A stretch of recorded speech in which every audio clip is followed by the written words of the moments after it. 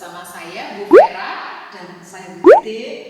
Hari ini kita akan khusus membahas tentang alat laboratorium yang namanya mikroskop. Baik, sebelum kita belajar bagaimana cara menggunakan, kita mengenalkan dulu ya. Di sini ada 4 mikroskop. Sebenarnya mikroskop ada bermacam-macam. Yang pertama, kita akan klasifikasikan, kita akan kelompokkan berdasarkan jumlah lensa. Di sini ada yang namanya lensa okuler. Ketika lensa okulernya hanya 1, maka kita sebutnya sebagai mikroskop Monokuler. Kalau lensa okulernya ada 2, seperti Seperti ini juga. ya, maka kita sebut dengan mikroskop. Binokuler. Selain klasifikasi berdasarkan jumlah lensa okuler, kita juga akan klasifikasikan berdasarkan sumber cahaya. Mikroskop digunakan untuk melihat benda-benda yang unik atau objek biologi yang sangat kecil. Tidak terlihat oleh mata kita. Tanpa alat bantu kita tidak bisa melihatnya ya. Nah, kalau yang saya pegang ini juga dengan 1 dan ini sumber cahayanya itu berasal dari lingkungan sekitar. Ya, betul. Sementara yang di sini Anda lihat bahwa ini ada kabelnya dan kita bisa nyalakan. Ini sumber cahayanya dari listrik. Ya. Nah, bisa terlihat ya. Maka mikroskop yang sumber cahayanya dari lingkungan sekitar bisa dari lampu di dalam ruangan atau cahaya matahari, kita sebut dengan mikroskop cahaya. Tetapi kalau dari sumber listrik, maka kita sebut dengan mikroskop listrik atau mikroskop elektrik ya, mikroskop listrik atau mikroskop elektrik. Itu tadi pengelompokan mikroskop berdasarkan jumlah lensa okuler dan asal cahaya. sumber cahayanya. Bagian berikutnya kita akan belajar bagian-bagian mikroskop. Kamu sudah melihat kami menempelkan nama-nama bagian mikroskop ini. Saya akan memandu, nanti kamu bisa melihat di mikroskop ini dan mikroskop elektrik. Ya. Bagian yang pertama adalah lensa okuler. Lensa okuler di sini ada 1, sedangkan yang itu ada 2 ya pada mikroskop binokuler. Kemudian di bawahnya adalah tabung, tetapi ini tidak dimiliki oleh yang elektrik. Ya betul. Ya, jadi tidak pada tabungnya di sini karena langsung. Ya. Langsung ya, atau bisa juga di bagian yang kotak ini adalah untuk menghubungkan antara lensa okuler dengan lensa objektif. Lalu di bagian bawah kita lihat ada lensa objektif, adalah lensa yang dekat dengan benda.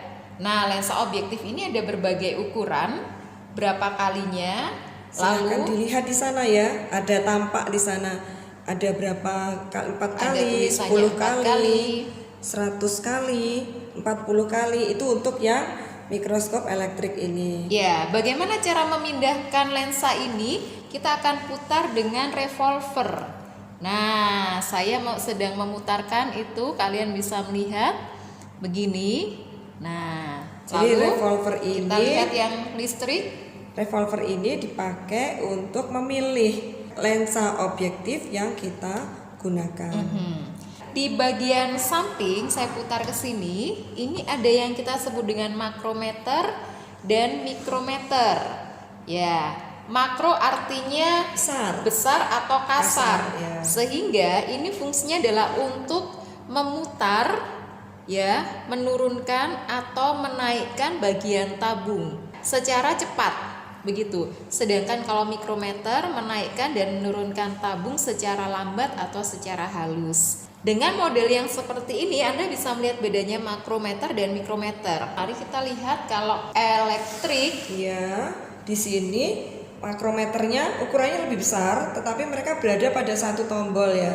Ini makrometer, kita akan menggerakkan, dia akan naik dan turun. Sedangkan ini mikrometer, ini lebih halus ya, lebih halus. Berada pada 1 tombol, tidak seperti yang ada di sana tadi. Berbeda tombolnya. ya. Tombolnya berbeda. Kalau yang di sini satu tombol makrometer, kemudian yang kecil mikrometer. Ya. Lalu kita turun lagi, di sini ada meja benda. Kemudian selalu dilengkapi dengan penjepit. Penjepit ini bisa digeser karena ini adalah mikroskop manual, maka kita menggesernya dengan tangan langsung ya.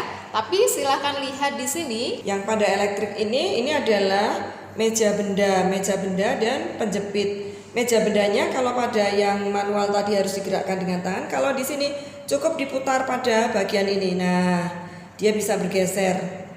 Ya, bergeser.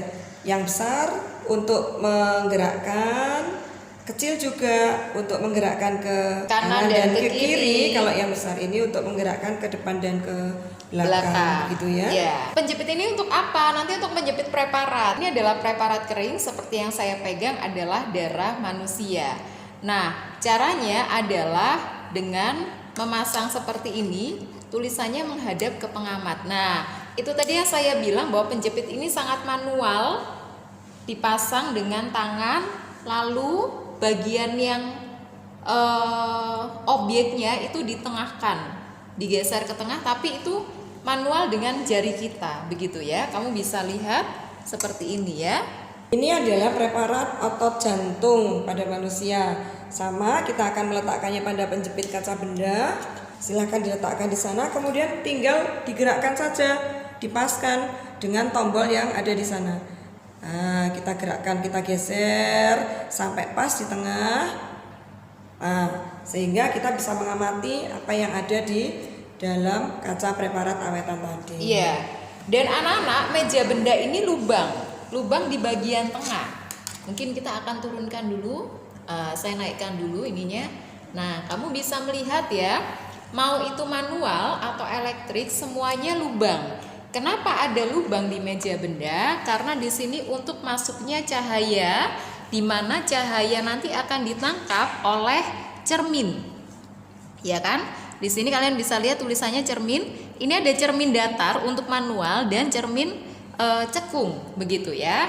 Lalu ketika cermin ini diarahkan ke sumber cahaya, maka cermin ini akan memantulkan cahayanya untuk melewati lubang ini sehingga nanti bisa menerangi objek yang kita amati. Ingat, konsep melihat suatu benda adalah adanya cahaya yang dipantulkan. Bagaimana dengan yang elektrik? Apakah juga berlubang? Ya, pada yang elektrik lubangnya juga ada. Hanya yang membedakan di sini dia tidak punya cermin seperti yang manual. Kenapa? Karena sumber cahaya sudah sangat kuat karena dari lampu atau listrik tadi. Nah, coba kita matikan ya. Kalau seperti ini maka dia tidak akan bisa melihat dengan baik. Karena sumber cahayanya dari listrik, kita cukup tekan tombol di bagian ini saja, on off-nya kita nyalakan.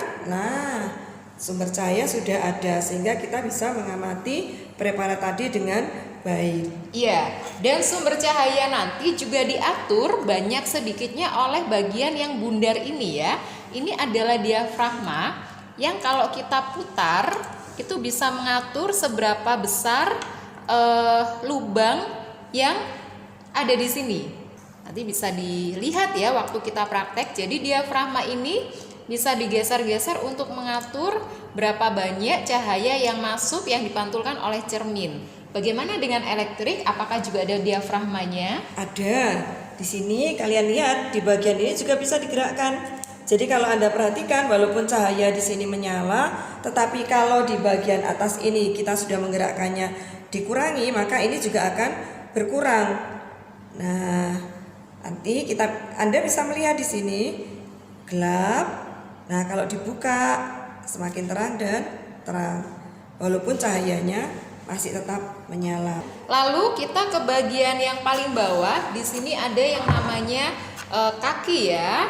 Kaki kemudian pasangannya sebenarnya dengan leher. Nah, kalau di manual ada kaki dan ada leher. Kenapa kita perkenalkan ini? Karena nanti berhubungan dengan bagaimana cara membawanya. Cara membawa mikroskop yang benar adalah begini. Dipegang tangan kanan di bagian leher, lalu tangan kiri di bagian kaki, dan posisi cermin Anda lihat cerminnya adalah tegak lurus. Begitu ya. Kenapa harus ditegak luruskan? Supaya dia tidak sedang bekerja untuk memantulkan cahaya. seperti ini adalah posisi yang benar. Ya, ini adalah posisi yang benar untuk membawa mikroskop. Tidak boleh hanya satu tangan di leher saja atau hanya di kaki saja. Kenapa? Karena ditakutkan nanti ketika ada yang mungkin kurang erat, untuk di bagian-bagian yang kurang erat nanti bisa jatuh dan pecah. Bagaimana dengan elektrik? Sama. Pada bagian elektrik juga ada bagian kaki dan bagian leher. Hanya di sini sepertinya lebih besar gitu ya. Jadi sama cara membawanya. Bagian kaki kita tumpu dengan tangan yang kiri, sedangkan bagian leher kita pegang dengan tangan yang kanan. Begitu. Dan ini untuk membawanya pergi dari tempat yang satu ke tempat yang lain, sumber cahayanya dimatikan. Kemudian kalau misalnya Anda mau memindahkan, dilepas stop kontaknya, baru Anda bawa. Seperti itu caranya. Nah, begitu anak-anak bagian-bagian dari mikroskop. Setelah ini kita akan belajar bagaimana menggunakan mikroskop ini, supaya nanti ketika kita bertemu di sekolah, Anda sudah bisa melakukannya sendiri. Baik anak-anak, sekarang kita akan belajar bagaimana menggunakan mikroskop. Yang pertama, pastikan kamu yang berkacamata tidak memakai kacamata. Silakan dilepas dulu, kemudian kamu lihat Bu Titik disebut dengan pengamat. Ya, posisi mikroskop pastikan dalam posisi simpan. Artinya bagian cermin juga tegak lurus dan bagian kaki